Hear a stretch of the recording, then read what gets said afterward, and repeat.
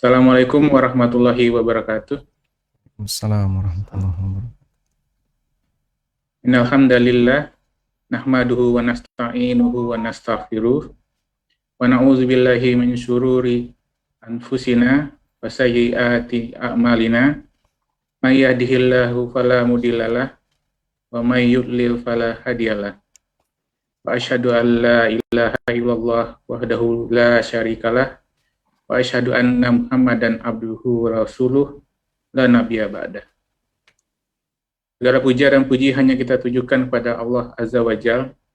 Nah, karena atas rahmat dan kemudahan yang Allah berikan kepada kita dapat dipertemukan kembali di dalam kajian ilmiah online ini yang membahas permasalahan yang berhubungan dengan muamalah berdasarkan kitab Minhajul Muslim karya Syekh Abu Bakar Jabir Al-Jazairi rahimahullahu taala sama ustaz kita Ustaz Ami Nurbait hafizahullahu taala.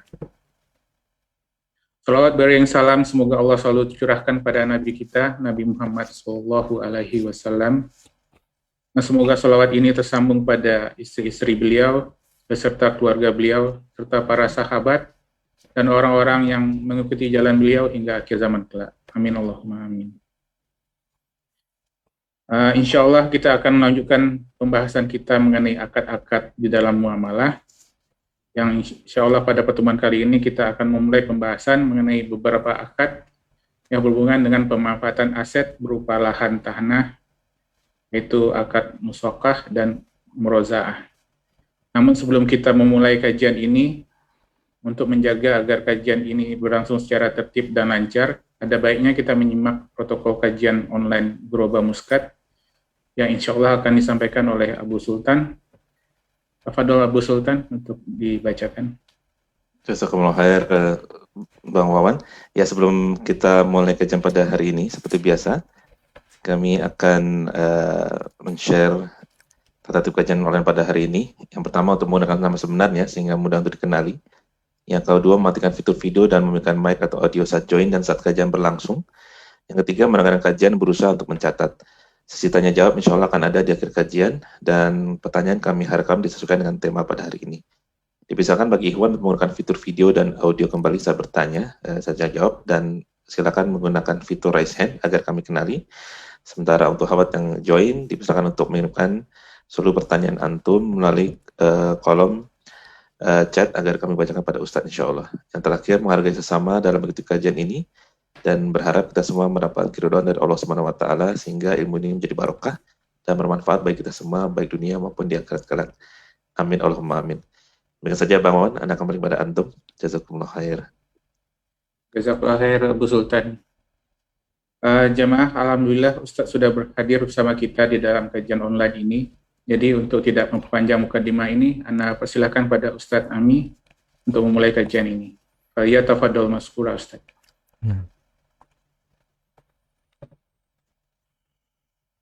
Assalamualaikum warahmatullahi wabarakatuh. Alhamdulillahi rabbil alamin. Wassalatu wassalamu ala ashrafil mursalin. Nabiyyina wa maulana Muhammadin wa ala alihi wa sahbihi ajma'in. Wa ashhadu an la ilaha illallah wahdahu la syarikalah. Wa ashhadu anna Muhammadan abduhu wa rasuluh. Sallallahu alaihi wa ala alihi wa sahbihi wa sallama tasliman katsira.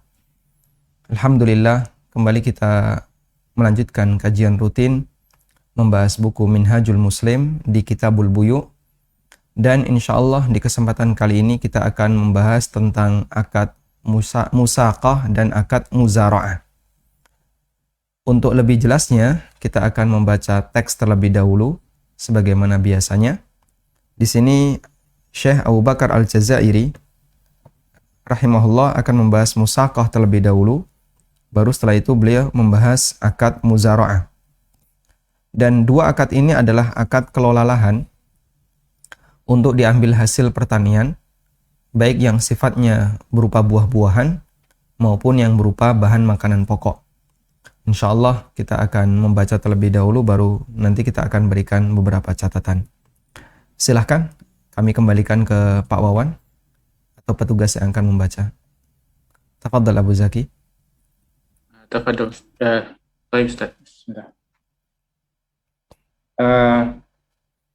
Musaqah. Pengertian musaqah. Musaqah adalah seseorang menyerahkan pohon kurma atau pohon buah lainnya kepada orang lain yang sanggup menyiraminya dan mengerjakan segala kebutuhan yang berkaitan dengan pengurusannya dengan upah yang telah ditentukan dari buahnya. Kedua, hukum musaqah. Musaqah hukumnya boleh. Adapun dasar hukum kebolehannya adalah perbuatan Rasulullah Shallallahu Alaihi Wasallam dan Khulafaur Rasyidin setelahnya. Dalam hadis Bukhari nomor 2328 telah meriwayatkan sebuah hadis dari Ibnu Umar radhiyallahu an bahwa Nabi Shallallahu Alaihi Wasallam menyuruh penduduk Khaybar untuk menggarap lahan di Khaybar dengan upah separuh dari tanaman dan buah kurma yang dihasilkan dari lahan itu. Selanjutnya, muamalah itu dilanjutkan oleh para khalifah peninggal beliau, yaitu Abu Bakar radhiyallahu an, Umar radhiyallahu an, Utsman radhiyallahu an, dan Ali radhiyallahu an. 3. Beberapa ketentuan hukum berkaitan dengan musaqah. A. Hendaklah pohon kurma atau pohon buah yang lainnya diberitahukan ketika akad, sehingga musaqah tidak berlaku pada pohon buah yang tidak diketahui, karena dikhawatirkan akan terjadi penipuan yang diharamkan syariat. B. Bagian yang diberikan kepada penggarap hendaklah ditentukan, misalnya 1/4 atau 1/5, yang diambil dari keseluruhan pohon kurma atau pohon buah yang lainnya. Karena jika hanya dibatasi pada pohon kurma atau pohon buah tertentu, yang terkadang berbuah dan terkadang tidak, maka di dalamnya mengandung unsur penipuan yang telah diharamkan agama Islam. Baik, kita cukupkan sampai di sini dulu ya. Baik, saya gunakan share screen untuk melihat teks aslinya. Musaqah dan muzara'ah pada prinsipnya tadi kita sudah sebutkan bahwa musaqah dan muzara'ah pada prinsipnya keduanya adalah akad kelola lahan. Akad kelola lahan. Kelola lahan untuk diambil hasil, dan hasilnya bukan berupa minyak, bukan berupa gas bumi, tapi berupa hasil pertanian. Yang satu sebagai pemilik lahan, yang satu sebagai pengelola. Itu dasar umumnya, sehingga pada prinsipnya akad musaqah dan muzara'ah ini adalah turunan dari akad musyarakah. Namun objeknya berupa kelola lahan. Kalau musyarakah secara umum biasanya objeknya adalah barang yang diperdagangkan atau diproduksi, kemudian nanti dijual. Sedangkan musaqah dan muzara'ah yang dikelola adalah lahan, kemudian nanti yang diambil adalah hasil pertanian. Intinya secara prinsip dia adalah turunan dari akad musyarakah. Nah, dalam akad musyarakah berarti di situ ada kerjasama antara satu pihak dengan pihak yang lain. Pihak yang pertama adalah pemilik lahan. Pihak yang kedua adalah pengelola lahan. Nah, baik, sekarang lalu bedanya apa antara musaqah dengan muzara'ah? Padahal sama-sama kelola lahan. Musaqah itu untuk buah-buahan. Sedangkan muzara'ah, kalau muzara'ah itu untuk biji-bijian. Seperti yang kita tahu, nikmat yang diberikan oleh Allah Subhanahu wa taala itu yang berasal dari bumi ya, yang menjadi bahan makanan manusia, ada yang bentuknya az-zara'. Dan yang kedua, ada yang bentuknya as-samarat. Allah Ta'ala berfirman di surat An-Nahl ayat 11. Surat An-Nahl, Suratun Nahl, adalah surat yang dikenal oleh para ulama dengan Suratun Ni'am. Surat yang berisi tentang kenikmatan-kenikmatan. Karena di surat ini Allah Subhanahu wa Ta'ala menyebutkan aneka kenikmatan yang Allah sediakan bagi para hambanya. Allah sebutkan dari ayat pertama ya, berbagai macam kenikmatan. Sekarang kita akan coba buka surat An-Nahl. Allah Subhanahu wa Ta'ala berfirman di surat An-Nahl ayat yang ke-11. Yambutu bihi zar'a.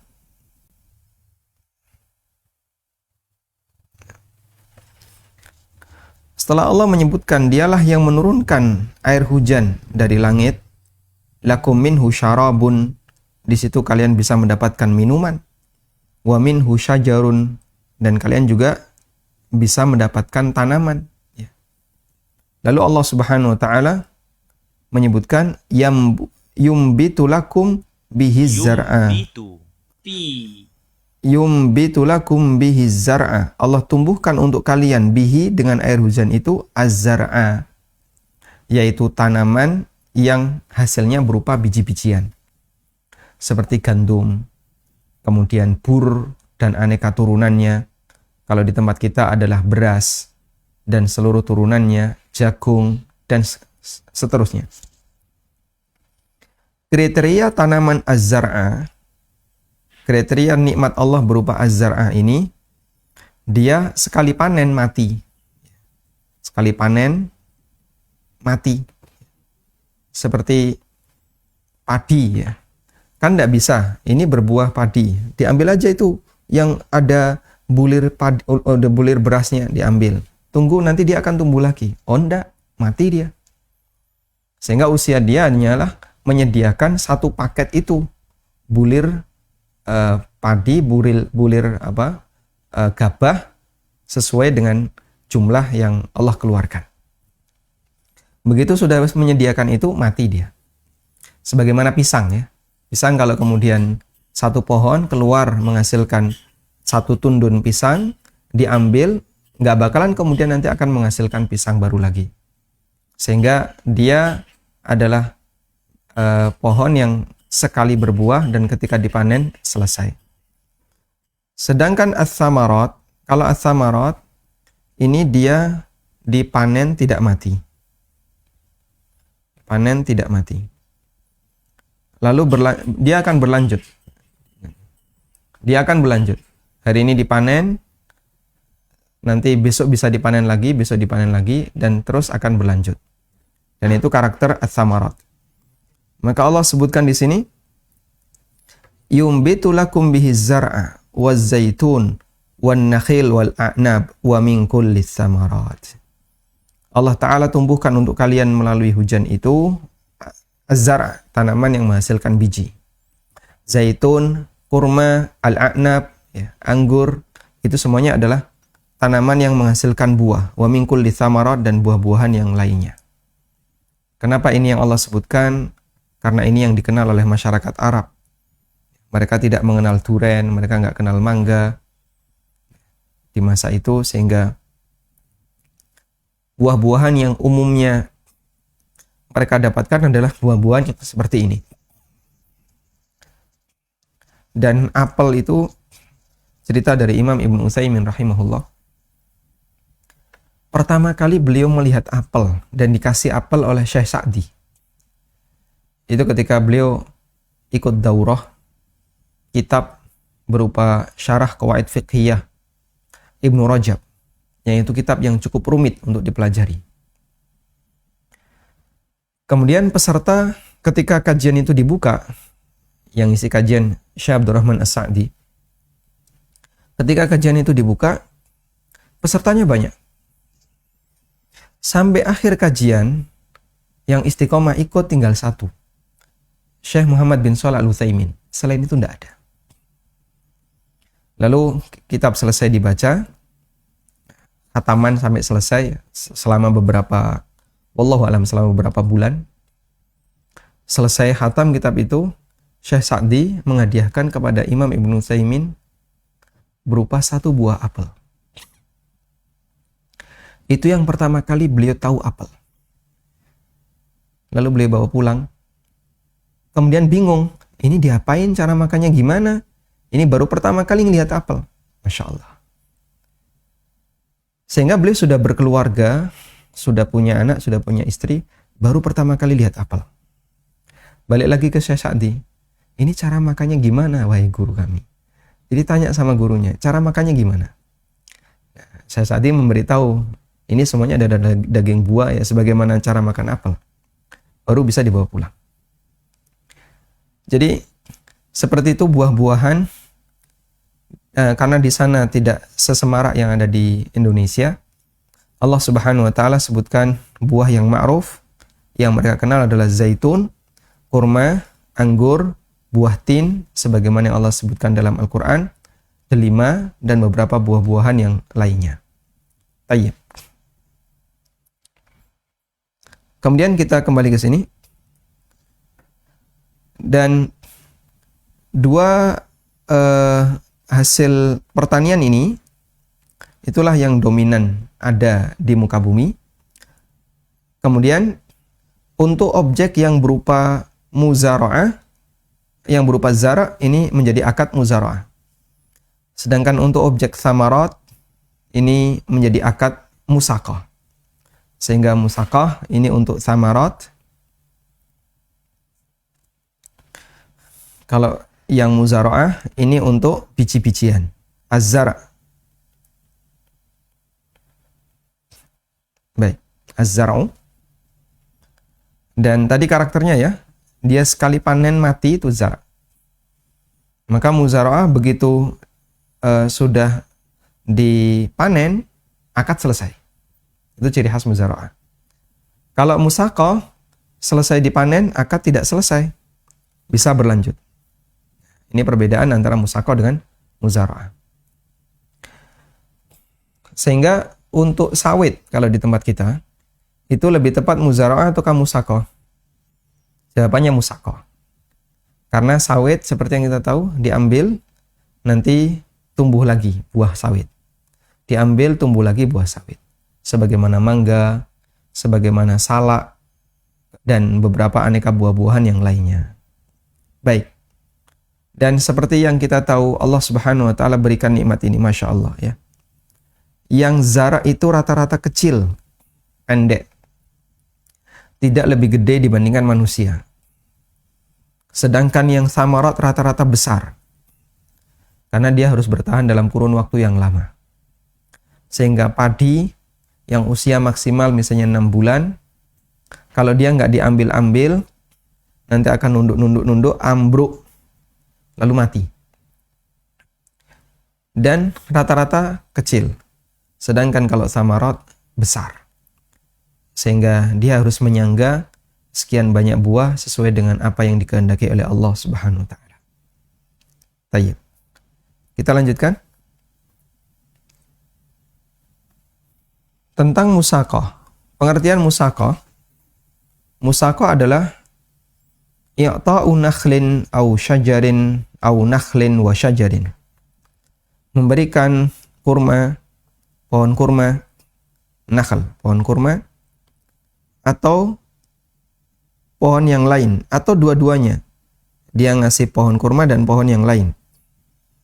Liman yakumu bisuqyihi, kepada orang yang bisa mengelolanya, yaitu mengairinya secara rutin. Ngasih pupuk, ngasih obat, dan seterusnya. Dan mengerjakan semua yang dibutuhkan untuk melayani pohon itu, melayani kebun itu. Bijuz'in, dengan pembagian sebagian. Maklumin, yang telah diketahui, disepakati. Min samarihi, dari hasil buahnya, musya'an fihi, yang dihasilkan bersama dari kelola lahan itu. Baik, saya kasih catatan di sini ya. Baik. Sehingga dari sini musaqah. Musaqah yang tadi sudah kita sebutkan itu untuk buah-buahan. Musaqah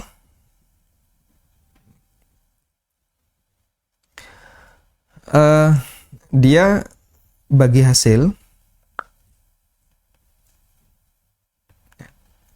dan hasilnya adalah buah yang buah itu sifatnya musya'.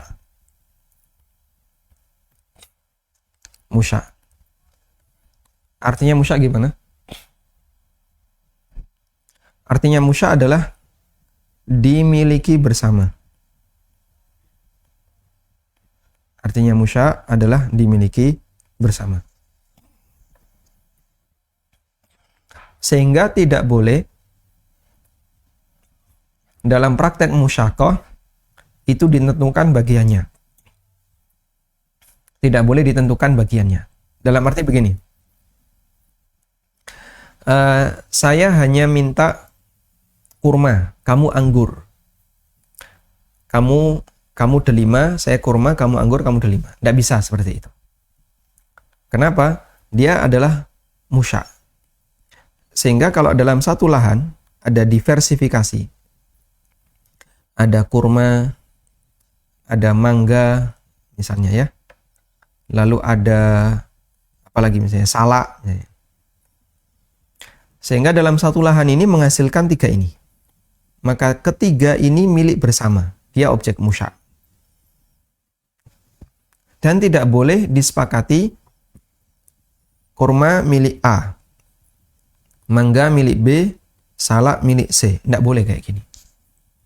Kalau itu dilakukan, berarti dia melanggar prinsip musyaqah, di mana hasilnya adalah sesuatu yang bersifat musya'. Kita lanjutkan. Sehingga yang harus diketahui itu adalah juz'un ma'lum. Jatah tertentu. Jatah tertentu yaitu berupa angka. Misalnya N% dari total hasil. Sehingga A dapat berapa? Misalnya A dapat 30%, B 40%, C 30%. Sekian persen ini dari total hasil yang bersifat musya' milik bersama tadi. Tidak boleh kurma milik A, mangga milik B, salak milik C, tidak boleh. Karena sifatnya persa. Sehingga yang harus ditetapkan adalah juz'un ma'lum, bagian tertentu, N%. Baik. Kemudian tentang hukumnya, musyaqah hukumnya boleh. Dalil mengenai hal ini adalah praktek Nabi SAW dan praktek Khulafaur Rasyidin setelah beliau. Diriwayatkan oleh Bukhari dari Ibnu Umar radhiyallahu anhuma bahwa Nabi SAW mempekerjakan penduduk Khaybar dengan setengah hasil kebun, yaitu kebun di tanah Khaybar. Min zar'in wa tamrin, dan itu menghasilkan zar', wallahu alam bisa jadi gandum, wa tamrin, dan kurma. Dan ini terjadi setelah Nabi SAW menaklukkan daerah Khaybar. Setelah terjadi peristiwa perang Khaybar, Rasulullah SAW mendapatkan ghanimah berupa kebun. Demikian pula beberapa sahabat yang lain, sehingga beliau menjadi orang yang sangat berkecukupan. Sejak saat itulah Nabi SAW mengumumkan, siapa di antara kalian yang mati dan dia punya utang, maka aku yang akan menutupi utangnya. Sehingga adanya pengumuman Rasulullah SAW bahwa utang mayit ditutupi, dan beliau langsung menyolati setiap orang yang mati punya utang sejak ditaklukkan tanah Khaybar. Allah Subhanahu wa taala sediakan untuk sang Nabi sallallahu alaihi wasallam ghanimah yang sangat banyak. Dan ini Allah sebutkan dalam Al-Qur'an, wa maghanima katsiratan, dan ghanimah yang sangat banyak yang Allah Subhanahu wa taala wa'adakumullah ada di surat Al-Fatah ya. Wa maghanima katsiratan ya'khudunaha wa kana Allahu 'azizan hakima. Dan ghanimah yang banyak yang kalian ambil. Dan itu adalah ghanimah perang Khaybar.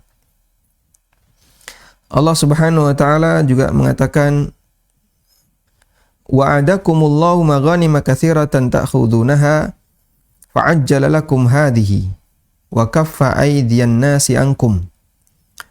Allah janjikan ghanimah yang sangat banyak yang bisa kalian ambil. Lalu Allah segerakan ini untuk kalian, yaitu ghanimah dari perang Khaybar.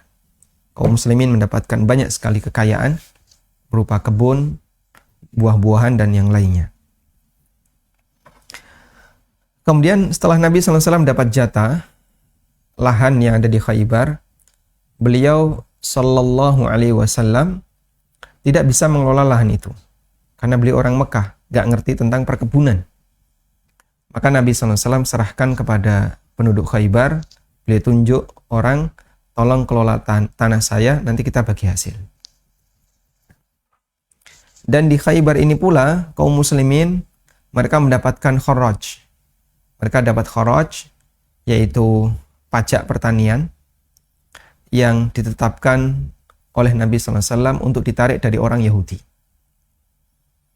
Ada satu kisah, Nabi SAW pernah mengutus Abdullah bin Rawahah untuk menarik kharaj dari orang-orang Yahudi. Kisahnya diriwayatkan oleh Imam Malik dalam Al-Muwatta.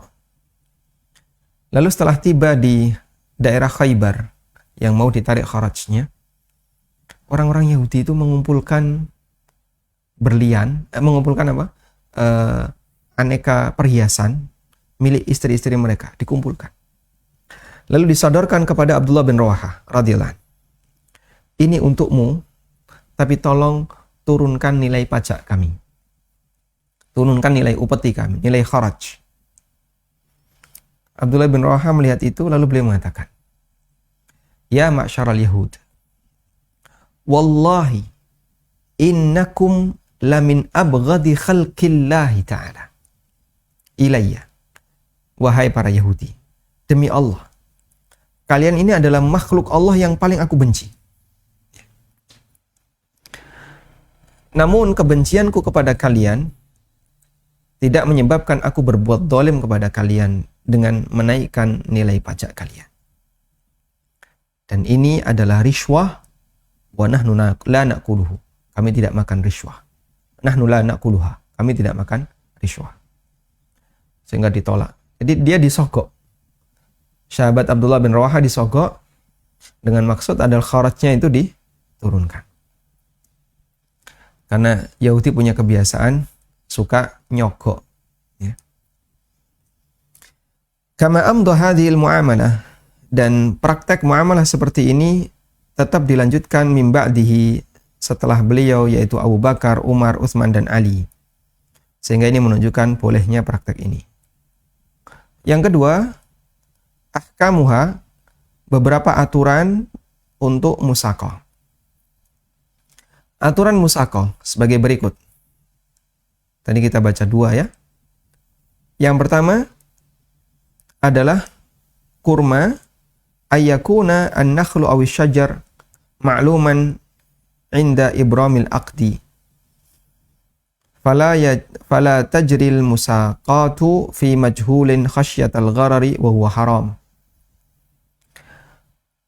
Objek pohon yang dimusaqahkan, baik kurma maupun pohon yang lainnya, harus maklum, harus pohon yang jelas diketahui, harus maklum, jelas diketahui. Inda ibramil aqdi, ketika pelaksanaan akad.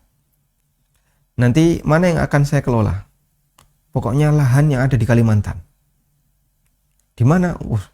Nanti kamu dari bandara terus melakukan perjalanan ke sini sekian jam, di sudut itu ada lahannya. Nah, itu enggak boleh. Kenapa? Enggak jelas. Di situ pohonnya apa? Oh, macam-macam. Macam-macam isinya apa? Pokoknya macam-macam. Nggak bisa, harus ma'luman. Sehingga tidak boleh ada musaqah yang objeknya majhul. Karena khawatir terjadi gharar dan itu haram. Baik. Insya Allah cukup jelas ya. Sehingga tidak boleh jenis buahnya itu tidak ditegaskan di awal. Harus ditegaskan. Pohonnya apa, nanti cara mengelolanya bagaimana, si pengelola akan bisa mengukur. Yang kedua, ayyakunul juz'ul mu'ta lil amil. Bagian yang diberikan sebagai jatah untuk pengelola harus jelas. Misalnya 1/4, 1/5, atau yang lainnya. Dan uruf bisa menjadi standar dalam masalah ini. Seperti di Jogja itu orang menyebutnya maru. Berarti dapat berapa? Separuh. Sehingga kalau saya punya sawah, lalu si A saya minta untuk kelola sawah itu, maka nanti si A dapat setengah, saya dapat setengah. Orang Jogja menyebutnya maru. Mungkin ini akan berbeda dengan aturan di tempat yang lain. Yang saya tahu seperti di Jawa Timur itu mertelon. Di Lamongan itu 1/3. Sehingga kalau saya punya lahan, si A yang ngelola, saya dapat 1/3, si A dapat 2/3. Sehingga pengelola dapat lebih banyak. Baik. Wa ayyakuna musya'an fi jami'in nakhli awi syajar. Dia statusnya harus hasil yang musya'. Musya' tadi apa? Musya'? Milik bersama. Musya' artinya adalah dimiliki bersama.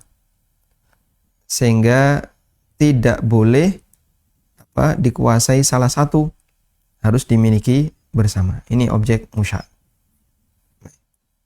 Dia sifatnya milik bersama. Baik dari kurma maupun dari pohon yang lain. Nah, nanti bagi hasilnya gimana? Bapak pokoknya dapat hasil mangga. Nanti untuk untuk kelapa saya, sawit saya, mangga kamu. Nggak bisa seperti itu. Sehingga lau khusira fi nakhlin aw syajarin khas.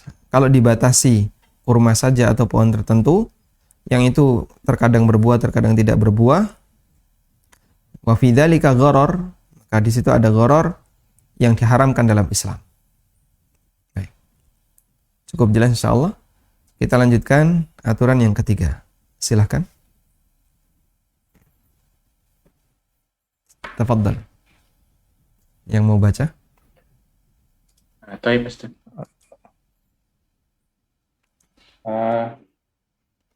C.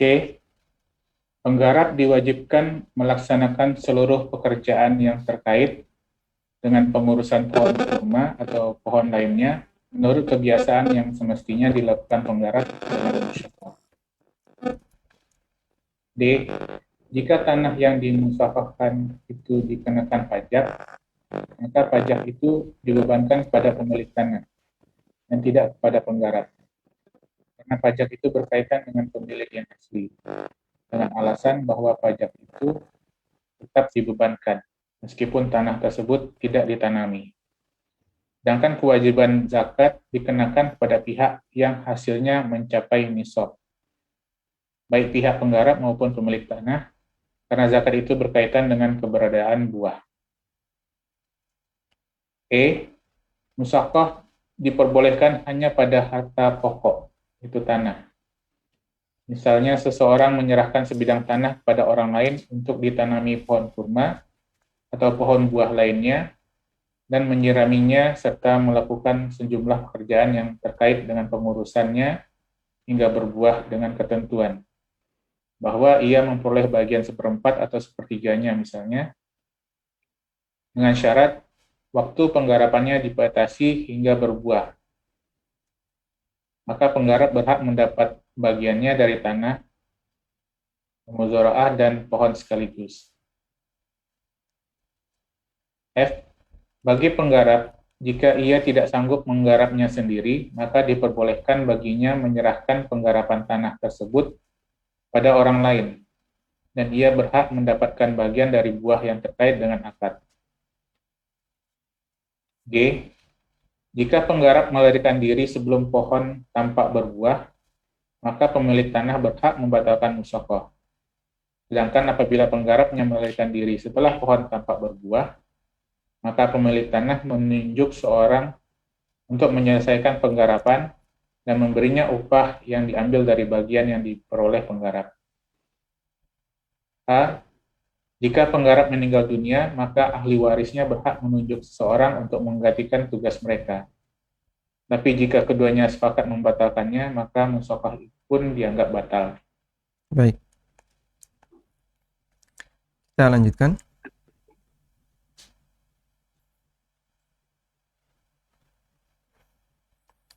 Ada aturan berikutnya. Amil dalam musyakoh berkewajiban untuk bekerja, karena memang itu tugasnya. Sehingga pemilik lahan, dia sudah menyediakan lahan, pengelola, dia harus bekerja. Maka amil wajib untuk bekerja dengan melakukan apapun yang wajib untuk dia lakukan dalam rangka islahun nakhl, agar memaksimalkan pohon kurma atau pohon yang lainnya sesuai dengan takaran urf, sesuai dengan standar yang berlaku di masyarakat untuk dilakukan oleh amil dalam transaksi musyakoh. Artinya ini berbeda-beda tergantung jenis pohonnya. Jadi jenis pohon dan budaya yang berlaku di masyarakat. Seperti misalnya sawit. Apa standar pengelolaan sawit? Ya, standarnya kayak gini, A, B, C, D. Maka standar itu yang dipakai. Atau apalagi misalnya mangga, apa standar pengelolaan mangga? Standarnya seperti ini. Kalau dia memberikan pengelolaan kurang dari itu, maka ya, kalau pengelolaannya kurang dari itu, maka statusnya adalah dia telah teledor. Sehingga jika itu gagal, dia bertanggung jawab untuk nanggung resiko. Tayyib. Selanjutnya, in kana 'alal ardi al-muqtah musaqatan kharajun. Jika ada kewajiban untuk membayar kharaj. Kharaj itu pajak pertanian. Au doriba atau pajak yang lainnya. Maka itu menjadi kewajiban pemilik lahan, bukan pengelola. Karena pajak itu berkaitan dengan al-asal, berkaitan dengan harta pokok, yaitu lahannya. Bidalilin an-nadharibata madfu'atun, ya. Bil asli bidalilin an-nadharibah madfu'ah. Dengan dasar bahwasanya pajak itu dibayarkan berdasarkan tanah. Jika walau lam tagris, meskipun ya, kami ulang, dengan dalil, dengan dasar bahwa pajak akan tetap dibayarkan meskipun tanah itu tidak ditanami. Tanahmu kan kena pajak. Mau pakai diakadkan musyakoh, tidak diakadkan musyakoh, dia tetap kena pajak. Berarti keberadaan pajak itu bukan disebabkan akad musyakoh. Sedangkan untuk zakat, maka ini adalah kewajiban bagi orang yang mendapatkan jatah buah-buahan yang mencapai nisab. Baik pengelola maupun robul mal, maupun robul ard, maupun pemilik tanah. Karena zakat itu berkaitan dengan buahnya, dengan hasilnya, dan bukan dengan tanahnya. Hanya saja ulama beda pendapat ya. Untuk zakat dalam akad muzara'ah, ya. Zakat dalam akad muzara'ah, misalnya kelola lahan pertanian yang bentuknya sawah tadi untuk tanam padi, apakah itu gabungan ataukah dipisahkan? Ya. Sehingga misalnya ya, tanah 1 hektar. Dari tanah 1 hektar ini menghasilkan panen padi misalnya untuk nisab kan 7,5 kintal, menghasilkan 1 ton. 1 ton ya. Dari 1 ton ini dibagi maro di Jogja, berarti masing-masing 5 kuintal. Ini juga 5 kuintal. Nah, maro 5 kintal, 5 kintal. 5 kintal di bawah nisab. Tapi kalau 1 ton di atas nisab. Nah, apakah gabungan ataukah dipisahkan? Pendapat yang lebih kuat adalah gabungan. Dan insya Allah ini yang lebih hati-hati. Maka sebelum dibagi, ini dipotong zakat. Wa atu haqqahu yauma hasadi. Tunaikan zakatnya ketika panen antara 5 sampai 10%. Baik. Kemudian tajuzul musaqatu fil usul. Musaqah boleh dilakukan untuk al-usul. Al-usul itu bibit. Bibit pokok itu namanya usul kalau dalam kajian musaqah ya. Jadi boleh musaqah dari sejak bibit. Sebagaimana boleh sudah besar. Sehingga misalnya saya punya kebun sawit. Saya yang nanami sampai akhirnya setelah berusia 3 tahun, itu udah gede-gede ya. Tapi belum berbuah. Nah, karena sudah gede, belum berbuah, ada 100 pohon. Saya pasrahkan kepada si A. Pohon sawit ini, atau kebun sawit ini, saya pasrahkan ke kamu. Kamu yang kelola. Ini kurang lebih 2 tahun lagi panen. Nah, untuk mempercepat dan merawat pohon sawit, yang kamu harus lakukan A, B, C, D. Ya, harus rutin diairi, kemudian nanti dikasih pupuknya seperti ini dan seterusnya. A bersedia, kemudian saya tinggal. Berarti di situ dilakukan akad musaqah, di mana A merawat sampai berbuah. Boleh juga yang kedua adalah saya serahkan lahan. A, tolong ini ditanami sawit. Nanti bibit dari saya atau bibit dari kamu. Pokoknya saya cuma urun tanah saja. Nah, kemudian A beli bibit, ditanami sampai gede 5 tahun. Ini juga bisa. Sehingga tajuzul musaqah fil usul. Misalnya seorang menyerahkan tanahnya untuk ditanami kurma atau pohon yang lainnya. Wa yaquma bisaqihi, dan orang itu mengurusi, memperbaiki pohon itu sampai berbuah. Lalu dia mendapatkan 1/4 atau 1/3 sesuai dengan nilai tertentu. Bisyarat, dengan syarat antuhaddadal muddah. Batas waktunya harus dibatasi bi'ithmariha, sampai berbuah. Ya. Misalnya dengan syarat batas waktunya dibatasi sampai berbuah. Dan nanti amil berhak untuk mendapatkan jatah dari tanah itu atau dari pohon sesuai dengan dari tanah dan pohon ma'an, bersama-sama sesuai dengan kesepakatan. Ya. Jadi intinya bisa dengan 2 cara. Bisa pemilik dulu yang membesarkan, lalu sebelum berbuah dia serahkan ke orang lain, ke pengelola. Bisa juga dia serahkan lahan, lalu setelah itu terserah amil, ini mau kamu tanami pohon apa, terserah. Nanti selanjutnya kita bagi hasil. Kamu akan saya kasih sekian, 1/4 atau 1/3 atau yang lainnya. Nah, ini mungkin kalau di Malang yang usianya lebih cepat adalah apel ya, atau jeruk. Apel atau jeruk, orang ke pohon apel atau ke kebun apel atau kebun jeruk.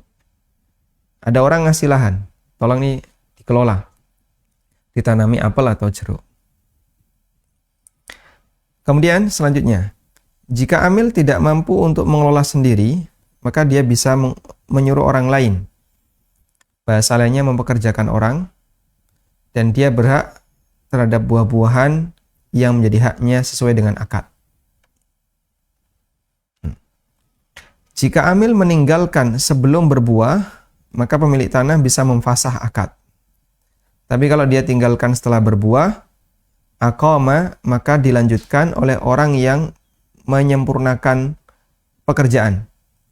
Bi ujratin min nasibil amil, dengan upah diambilkan dari jatah amil. Sehingga amil kalau dia selesai dia dapat 50%. Dapat setengah pengelolanya. tapi ternyata belum selesai, dia udah pergi, maka dilanjutkan si A, nanti si A dikasih misalnya 20%. Yang 30% diserahkan ke pengelola pertama.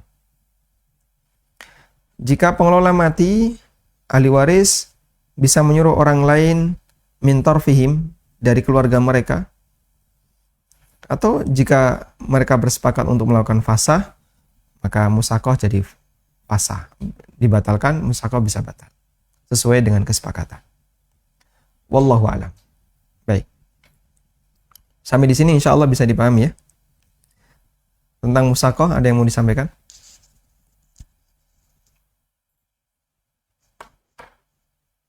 Mengenai biaya-biaya untuk menggarap atau merawat tanamannya itu, Ustaz, apakah ditanggung oleh penggarap atau pemilik tanah? Pada asalnya kembali kepada dua jenis musakoh yang tadi disampaikan oleh Syekh. Jika musakoh itu dari usul, dari bibit, saya cuman ngasih lahan, terserah si A untuk nanami bibit apapun, maka seluruh biaya ditanggung A. Mulai dari pengadaan bibit, kemudian biaya tanam, biaya land clearing, pembersihan lahan, dan seterusnya, termasuk obat-obatan. A semua yang nanggung. Dan nanti kita bagi hasil. Misalnya saya cuma dapat sepertiga, atau dapat berapa, lebih kecil dari itu, seperempat, sesuai kesepakatan. Tapi kalau saya yang nanam pohon, yang besarin, cuman nanti untuk proses berbuahnya saya serahkan ke si A. Sawit biasanya kayak gitu ya. Saya buka lahan, saya tanami sawit. Setelah berusia 3 tahun, saya serahkan ke petani. Sehingga ini belum berbuah. Berbuahnya masih 2 tahun lagi. Maka semua biaya saya yang keluarin. Lalu petani nanti ngelola sesuai dengan biaya yang saya berikan. Kemudian nanti petani dapat seperempatnya atau dapat sepertiganya sesuai kesepakatan. Sehingga masalah siapa yang nanggung biaya kembali kepada kesepakatan, dan nanti itu bisa mempengaruhi besar kecilnya hasil yang didapatkan. Wallahu a'lam.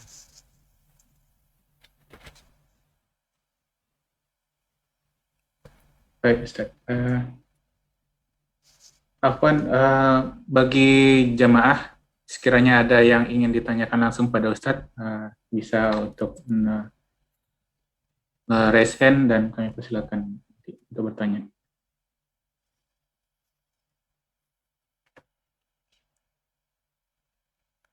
Baik, selanjutnya kalau belum ada pertanyaan, kita lanjutkan ke muzara'ah. Tafadhal Abu Zaki. Sebentar, Ustaz.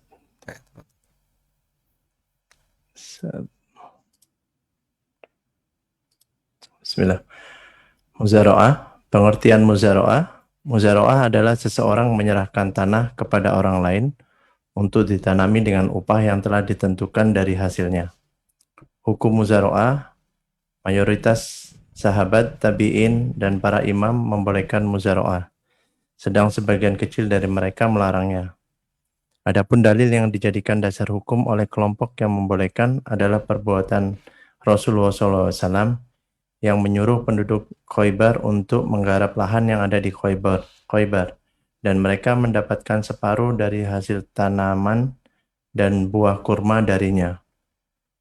Al-Bukhari telah meriwayatkan sebuah hadis dari Ibnu Umar radhiyallahu anhuma, anna Nabiyya sallallahu alaihi wasallam amala ahla Khaybaro bisatri ma kharaja min zar'in aw tamrin fakana yu'ti aswajahu kulla amin mi'ata waskin wasamanina waskhon min tamrin wa isrina waskhon min sya'ir. Bahwa Nabi SAW menyuruh penduduk Khaybar untuk menggarap tanah yang ada di Khaybar, dan mereka mendapat separuh dari hasil tanaman dan buah kurma darinya, di mana saat itu Nabi SAW memberi istri-istrinya sebanyak 100 wasak 80 wasak kurma, serta 20 wasak gandum. Kelompok ini berasumsi bahwa hadis yang melarang muzaro'ah adalah berkaitan dengan muzaro'ah yang tanamannya tidak diketahui atau tidak ditentukan. Dan mereka berdalil dengan hadis yang telah diriwayatkan oleh Rafi' bin Khadij radhiyallahu anhu seraya berkata, kunna aksarul ansori haklan fakunna nuqril ardo ala anna lana hadihi walahum hadihi farubbama akhrajat hadihi walam tukhrij hadihi fanahana an dalika. Dahulu kami adalah sahabat Ansor yang paling banyak kebunnya, di mana kami menyewakan tanah dengan ketentuan bahwa kami memperoleh bagian yang ini dan penggarapnya memperoleh bagian yang itu. Maka terkadang pohon yang satu berbuah, sedang pohon lainnya tidak berbuah. Kemudian kami dilarang melakukan hal itu. Atau larangan itu dikarenakan adanya perbuatan makruh yang dijauhi, tidak sampai derajat haram. Berdasarkan sebuah hadis yang diriwayatkan Ibnu Abbas radhiyallahu anhuma bahwa Rasulullah SAW tidak melarangnya. Hanya saja beliau bersabda, an yamnaha ahadukum akhahu khairun lahu min an yakhudha alaihi kharajan ma'luma. Salah seorang di antara kamu yang memberi saudaranya adalah lebih baik baginya daripada menetapkan pajak tertentu padanya. Tayyib. Kita coba buka teks aslinya ya. Muzara'ah.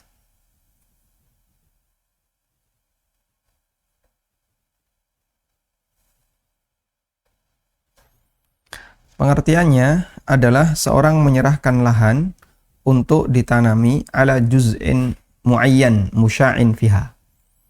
Dengan aturan yang sama, dia dikasih juz'un muayyan, jatah tertentu yang musya', yang dimiliki bersama tadi. Fiha dari lahan itu. Ini sawah saya tolong digarap, nanti kamu saya kasih setengah dari hasil. Itulah praktek muzaro'ah. Dan tadi kita sampaikan muzaro'ah itu lebih kepada hasil az-zara'. Az-zara' adalah apa tadi? Hasil pertanian yang bentuknya biji-bijian. Seperti beras, gandum, dan seluruh turunannya. Untuk hukumnya, ulama beda pendapat mengenai hukum muzaro'ah. Jumhur ulama membolehkan, sementara ada sebagian ulama yang melarang. Di antara yang melarang adalah mazhabnya Abu Hanifah dan Zufar, muridnya Abu Hanifah. Kemudian juga pendapat Imam Syafi'i, kecuali jika muzaro'ah mengikuti kaidah musaqah. Dan itu pun lil hajah jika ada kebutuhan. Ini pendapat yang melarang muzaro'ah. Sehingga di sini disebutkan oleh penulis, muzaro'ah jumhur sahabat, tabi'in, dan para a'immah membolehkan, wa mana'aha akharun, dilarang oleh sebagian ulama yang lain seperti Abu Hanifah, Imam Syafi'i, kecuali kalau bentuknya seperti musaqah, dan adalah pendapat Imam Zufar. Ini salah satu murid seniornya Abu Hanifah. Namun pendapat jumhur lebih kuat dalam hal ini. Di antara dalil yang membolehkan praktek muzaro'ah adalah perbuatan Nabi SAW ketika beliau bertransaksi dengan penduduk Khaybar dengan bagi hasil setengah dari buah-buahan dan biji-bijian yang keluar. Diriwayatkan oleh Bukhari dari Ibnu Umar radhiyallahu anhu bahwasanya Nabi SAW mempekerjakan penduduk Khaybar dengan bagi hasil setengah dari apa yang dihasilkan lahan itu. Fakana yu'ti azwajahu mi'ata wasakin. Nabi SAW memberikan para istri beliau 100 wasak. 80 wasak kurma dan 20 wasak syair gandum. Wa hamalu ma rawa minan nahyi wa hamalu ma ruwiya minan nahyi, sedangkan dalil yang menunjukkan larangan muzara'ah, ada hadis yang menunjukkan larangan muzara'ah di mana Nabi SAW membenci praktek muzara'ah. Ya. Itu dipahami ketika praktek muzara'ah itu berlaku untuk majhul, sesuatu yang majhul. Nah, kita coba buka di sini ya.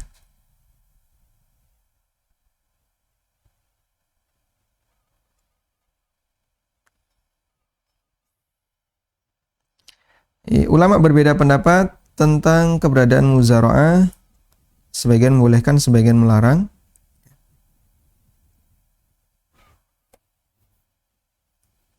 Dan di antara yang melarang muzara'ah, mereka berdalil dengan sebuah hadis, Nabi SAW tidak membolehkan muzara'ah di bagian tepi sungai atau jadawil. Jadawil itu masuknya air. Sehingga hadis itu jadi dalil muzara'ah dilarang. Jadi begini, di masa silam itu ada praktek kayak gini ya. Ini sungai. Di tepi-tepi sungai ini ada lahan. Di tepi-tepi sungai ini ada lahan. Nah, di pinggir lahan ini adalah tempat yang paling sering dilewati oleh air, yang paling banyak kena air. Kemudian di lahan itu ada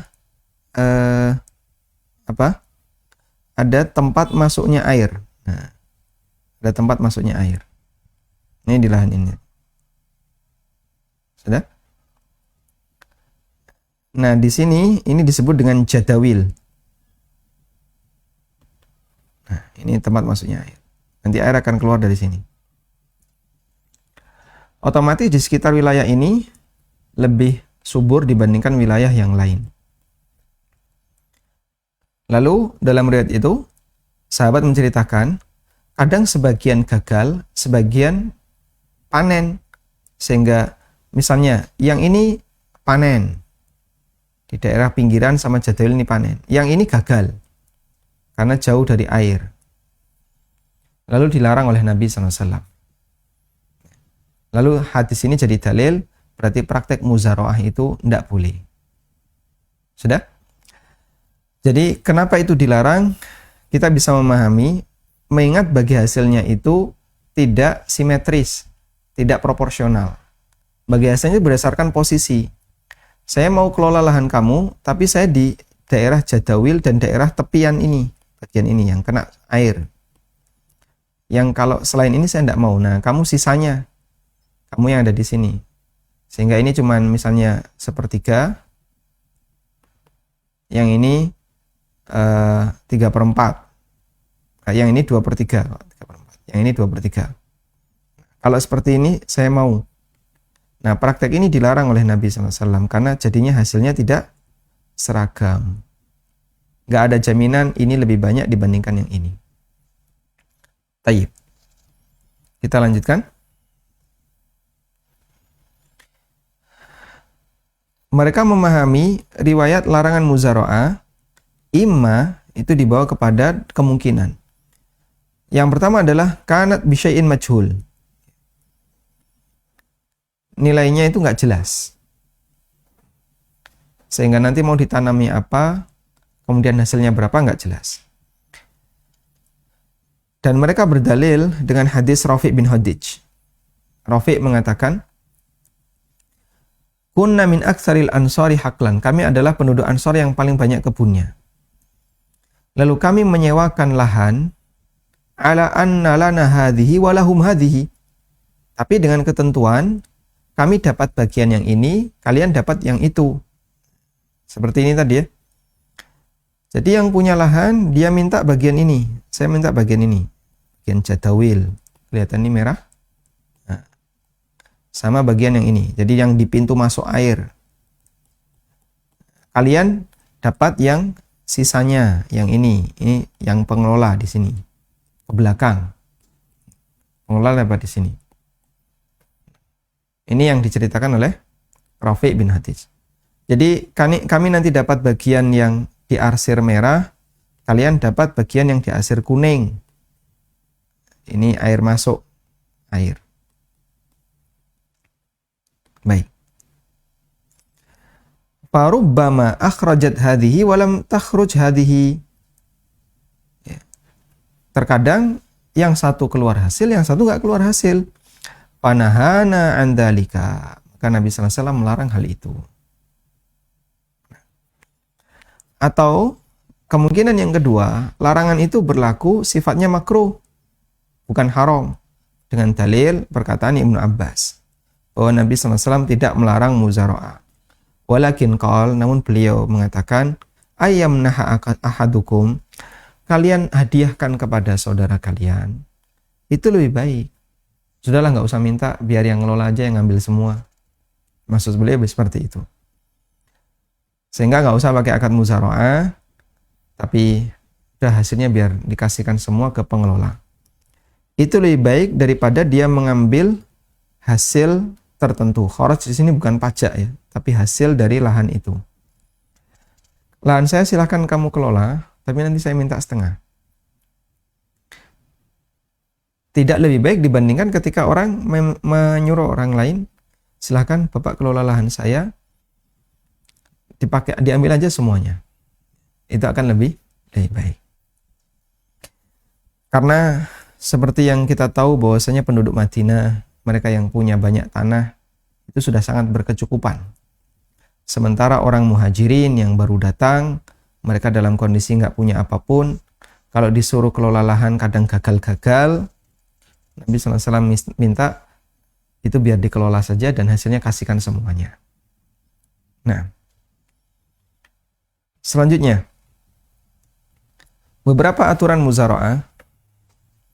Pertama, waktunya harus jelas, tertentu, seperti 1 tahun. Kemudian bagiannya harus disepakati, maklum al-qadar, nilainya jelas, setengah, sepertiga, seperempat misalnya. Wa ayyakuna musya'an, sekali lagi harus musya'. Itu semuanya dimiliki bersama. Lalu hasilnya berapa dibagi berdasarkan persentase. Musya' untuk semua yang keluar dari lahan itu. Kalau ada kesepakatan, kamu dapat bagian yang ini. Lam tasih, enggak sah, enggak boleh. Sehingga kalau ada kesepakatan, seperti tadi ya, kamu bagian yang jadawil ini, enggak boleh. Tidak sah. Harus semuanya ini total berapa, ya. Total berapa dibagi berdasarkan persentase. Sepertiga, ini 2/3. Nah, kayak gini boleh. Tidak boleh total. Ya, tidak boleh apa? Bagian-bagian tertentu. Kita lanjutkan. Kemudian bibit al-badr berasal dari pemilik lahan. Kalau bibitnya dari amil, dari pengelola, maka itu praktek mukhabarah. Kalau bibitnya dari pengelola, ini praktek mukhabarah. Dan ulama beda pendapat tentang bolehnya praktek mukhabarah. Lebih parah perselisihan dalam praktek mukhabarah dibandingkan muzara'ah. Karena ada hadis, naha Rasulullah SAW anil mukhabarah. Dan mukhabarah ini ditafsirkan oleh sebagian ulama seperti Syafi'i dan Abu Hanifah dengan muzara'ah. Makna mukhabarah itu adalah muzara'ah. Ya, di mana bibitnya itu berasal dari pengelola. Maka biar tidak sama seperti mukhabarah, bibit harus berasal dari pemilik lahan. Bukan dari pengelola. Tapi ada khilaf dalam masalah ini. Wallahu alam. Baik, tadi sudah kita baca semua, Pak ya? Yang poin D sudah? Sebetulnya belum, Ustadz, yang bagian ketentuan hukumnya ini belum. Oh, belum dibaca. Baik, kita baca dulu. Silahkan. Dari bagian Iya, Ustaz. Kan udah dijelasin tadi ya. Baik, sudah Habis. langsung D. Ya, silakan. Kita selesaikan insya Allah. Yang D. Jika pemilik tanah mensyaratkan bahwa benih diambil dari hasil panen sebelum dibagikan, lalu bagian sisanya dibagikan antara dirinya dan penggarap sesuai dengan syarat yang telah disepakati keduanya, maka muzaraah yang seperti ini tidaklah sah. Menyewakan tanah yang dibayar kontan, maka hal itu lebih utama daripada muzaraah. Hal itu berdasarkan hadis yang diriwayatkan oleh Rafi' bin Khadij radhiyallahu an. Adapun membayarnya dengan emas atau perak, maka Rasulullah SAW tidak melarang kami. Dianjurkan bagi seorang yang memiliki tanah yang melebihi kebutuhannya untuk memberikannya kepada saudaranya sesama muslim tanpa sewa.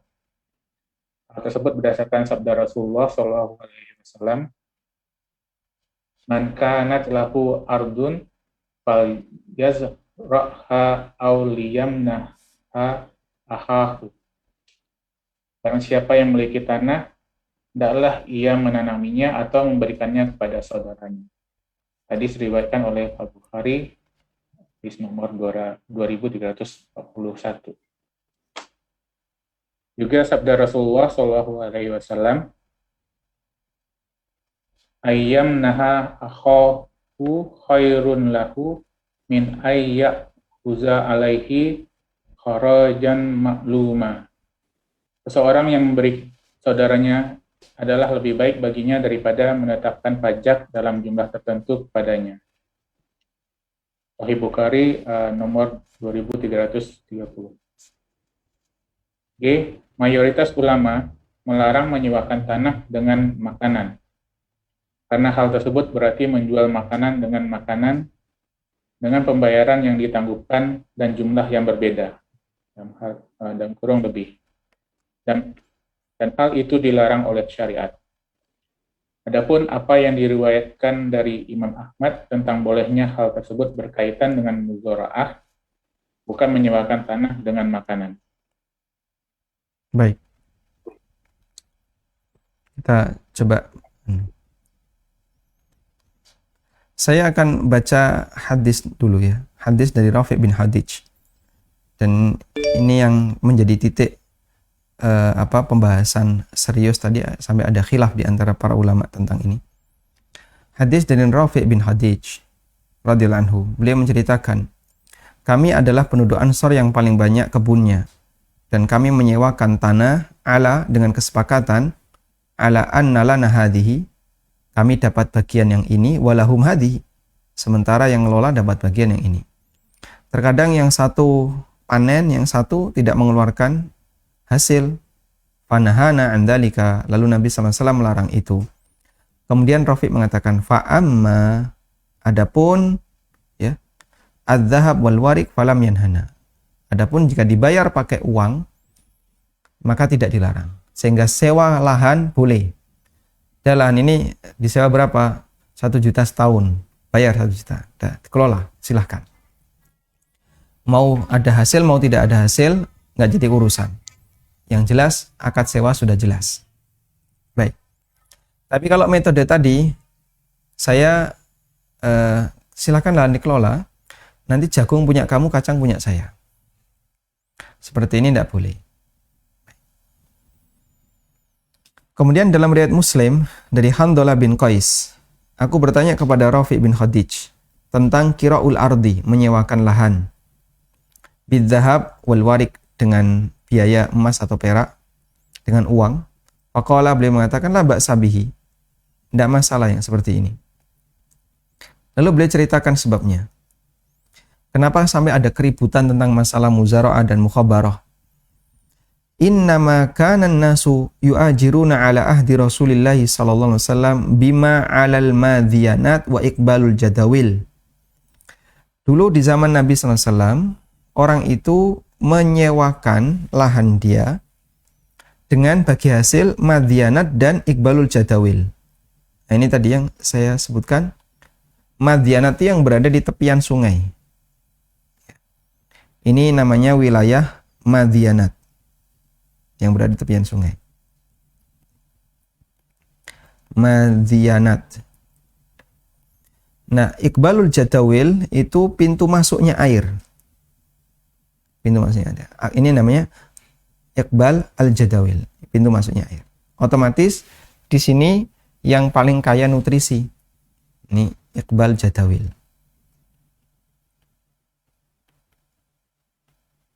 Nah, dulu kayak gitu.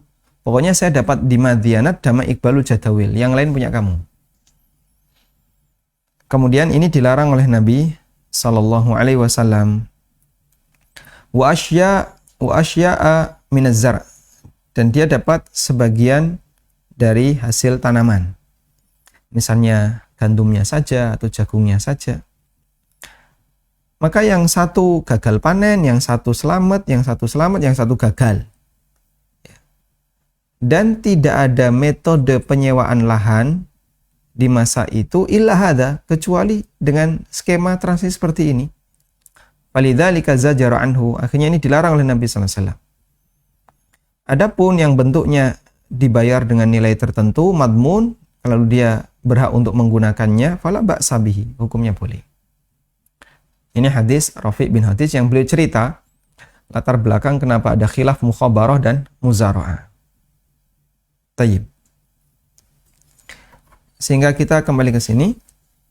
Dalam praktek itu, agar beda dengan mukhabarah, maka bibit harus berasal dari pemilik lahan. Sehingga kalau pemilik lahan mensyaratkan bibit itu berasal dari hasil panen sebelum dibagi, ya, lalu sisanya nanti untuk amil sesuai yang disepakati, lam tatsihha muzara'ah, maka tidak sah muzara'ah. Karena berarti di situ kan bibitnya diambilkan dari hak kedua pihak. Ini diambil bibitnya dulu ya, nanti sisanya dibagi. Berarti pengelola punya bibit di situ yang dipakai untuk tanam berikutnya. Padahal ini adalah praktek muzara'ah, praktek mukhabarah. Kemudian menyewakan lahan dengan nilai tertentu itu yang lebih bagus daripada muzara'ah, sebagaimana keterangan Rafi' bin Hadis tadi. Dianjurkan bagi yang punya lahan yang sudah melebihi dari kebutuhannya, memberi izin bagi temannya sama muslim tanpa harus bayar. Pakai saja itu sawah saya, kamu kelola, nggak usah bayar. Dan nggak usah bagi hasil. Berdasarkan sabda Nabi SAW, siapa yang punya tanah, hendaknya dia kelola, atau dia izinkan kepada saudaranya untuk mengelolanya. Dan Nabi SAW juga bersabda, dia mengelola tanah, dia memberikan izin kepada saudaranya untuk mengelolanya lebih baik daripada dia mengambil bagi hasil dengan nilai tertentu. Kemudian jumhur melarang menyewakan lahan dengan makanan. Ya, sawamu tak sewa, tak bayar beras, tidak boleh seperti ini. Tak bayar gabah, tidak boleh. Ya. Tidak boleh lahan itu disewa dengan gabah, dengan beras. Karena jadinya tukar-menukar makanan dengan makanan, tapi tidak tunai. Dan itu riba. Ya. Wa huwa mamnu, dan itu dilarang. Ya. Sedangkan apa yang diriwayatkan dari Imam Ahmad, kalau itu boleh, maka itu dipahami untuk muzara'ah, bukan untuk takjirul ardi bitta'am, bukan untuk menyewakan lahan dengan makanan. Wallahu a'lam, insyaallah cukup jelas, walhamdulillah. Dan pembahasan berikutnya kita akan bahas akad ijarah, insyaallah akan kita bahas di pertemuan berikutnya. Wassallallahu ala nabiyyina Muhammadin wa ala alihi wa sahbihi wasallam. Baik. Jazakallah khair Ustaz, barakallahu fiik atas pemaparan materinya. Alhamdulillah kita bisa menyelesaikan dua akad ini, musaqah dan muzara'ah. Sekarang Anda buka sesi tanya jawab. Silakan pada jemaah yang ingin menanyakan langsung pada Ustadz untuk tekan tombol raise hand-nya atau mengirimkan pertanyaannya kepada kami melalui kolom chat.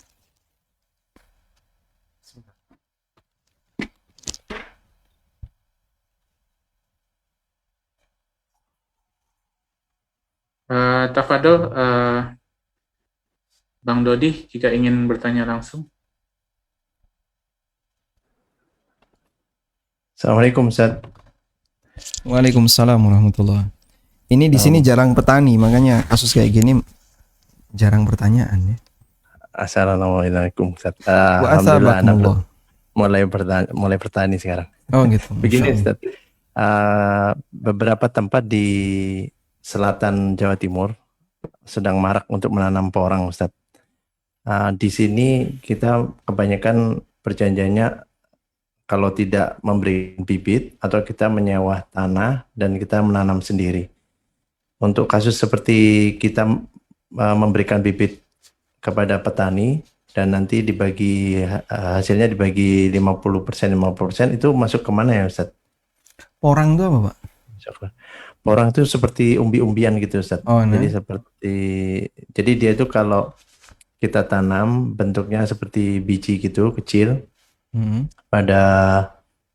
Pada bulan ke-5 ke-6 itu udah bisa memberikan bibit yang lebih kecil lagi, sementara dia akan tetap berbuah di bawah tanah sebagai umbi gitu Ustaz.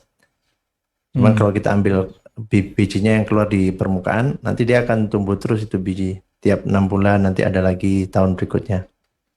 Nanti hasil terakhirnya yang kita ambil umbinya yang di dalam tanah itu Ustaz. Seperti apa ya? Kayak bentul gitu lah Ustaz. Ada katak nama biji. Jadi ketika dia dipanen mati ya? Ketika kita panen umbinya, ia mati. Kalau dipanen mati, dia berarti masuk aturan muzara'ah. Seperti padi, kemudian apalagi kacang, kentang, dan seterusnya, itu masuk muzara'ah.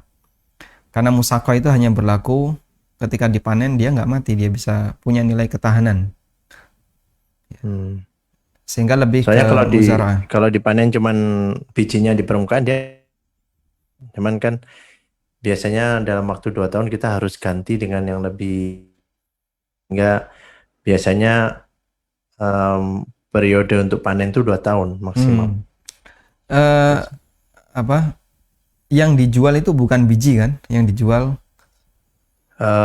untuk tahun pertama bijinya bisa kita jual karena nanti banyak akan menggunakan sebagai bibit gitu Ustaz. Tapi produk terakhirnya itu umbinya itu yang gitu. Di tahun kedua. Siap. Wallahu alam. Intinya dalam hal ini yang saya pahami, mengingat ini adalah tanaman usia pendek, maka dia lebih dekat ke muzara'ah, sehingga akad yang berlaku adalah akad muzara'ah. Wallahu alam, itu yang saya pahami. Nah, nanti tinggal ikuti saja beberapa panduan yang tadi diberikan oleh Syekh, di mana bibit itu berasal dari pemilik lahan ya. Kemudian nanti kalau berbuah, tahun pertama bibit yang dijual. Nah, berarti itu berapa persen tergantung kesepakatan. Kalau dalam hal ini kebanyakan karena yang punya lahan tidak punya modal, itu bibit dari investor, misalnya dari kita Ustaz. Kita menyewa tanah mereka yang kosong karena mereka untuk beli bibitnya mahal gitu Ustaz. Jadi sepertinya peraturannya sedikit berbalik, karena kita yang punya modal kita belikan bibit, mereka cuma bermodalkan tanahnya untuk dikelola mereka sendiri gitu. Tapi nanti hasilnya bagi 50-50 gitu Ustaz. Nanti mungkin yang lebih tepat ya sewa dengan nilai tertentu. Insya Allah itu lebih selamat kalau ada pilihan itu. Saat ini anak berdua project Ustaz. Yang satu nyewa tanah, kita tanam sendiri, dan yang satunya lagi karena kita ingin membantu masyarakat sekitar daripada membuang di bank, belikan bibit, nanti dibagi 2 hasilnya Ustaz. Berarti mereka yang ngelola ya? Kita hanya ngasih modal. Oh, insya Allah tidak masalah. Baik Ustaz. Jazakallah Ustaz. Jazakallah, barakallahu fiik. Masya Allah. Baik, ada yang punya pengalaman lagi? Jarang di sini yang petani. Benar Ustaz.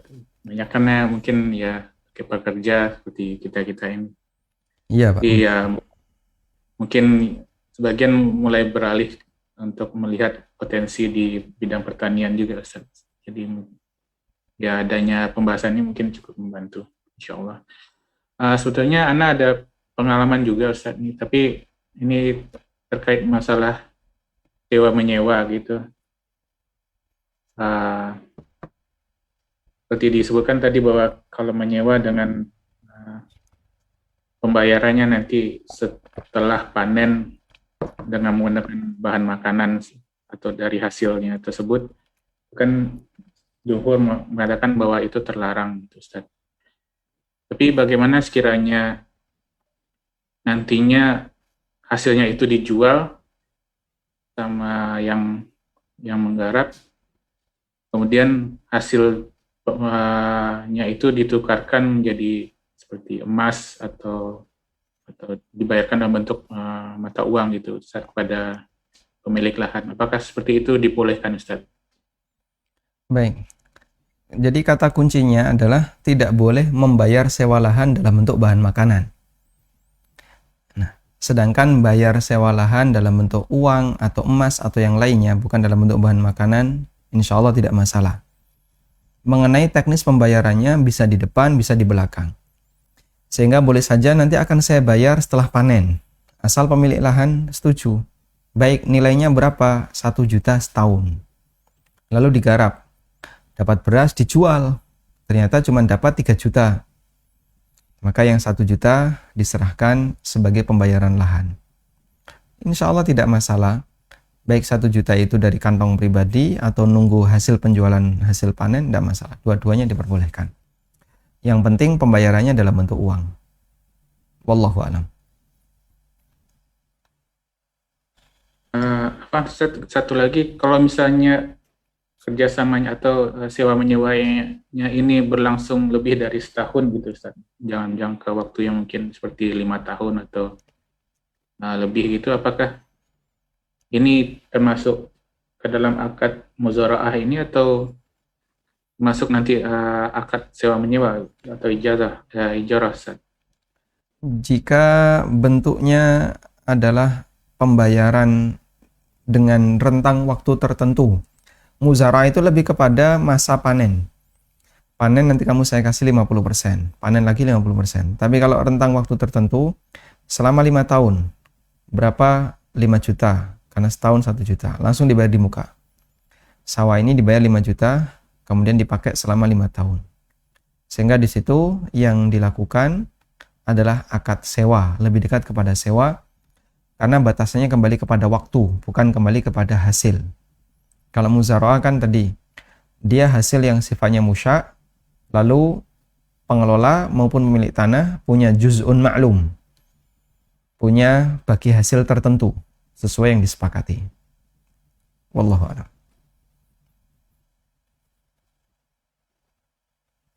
Silakan pada jamaah jika ingin bertanya pada Ustadz, bisa dengan menekan fitur raise hand atau memberikan pertanyaannya lewat chat room. Atau mungkin kita lanjut di pertemuan berikutnya, tidak masalah. Di akad ijarah barangkali lebih banyak kasus, insya Allah. Karena di sini sudah mau maghrib. Oh, itu. Baik. 8 menit lagi maghrib. Insya Allah. Baik. Baik, Ustaz. Baik, jadi kita akan melanjutkan pembahasannya mengenai akad ijarah, insya Allah dalam 2 pekan ke depan. Alhamdulillah, kita sudah menyelesaikan sesi tanya jawab pada sesi kajian kali ini.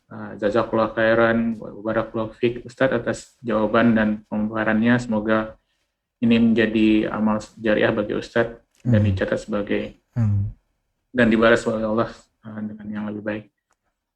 Jazakumullah khairan kepada jamaah yang sudah mengikuti sesi kajian ini, baik melalui Zoom meeting ini maupun melalui media sosial YouTube dan Facebook kami.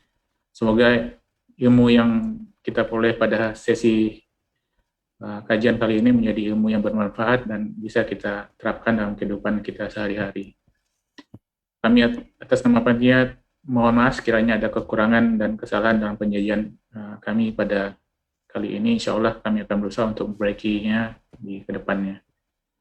Tak lupa juga kami mengucapkan jazakumullah khairan pada kru ANB Channel yang sudah menyiarkan kajian ini secara langsung, dan juga kepada media-media sunnah lainnya yang ikut merelay kajian ini, Usman TV, Al-Hijrah Gresik, Niaga TV, Robani TV, dan juga media kami Guruba Muskat.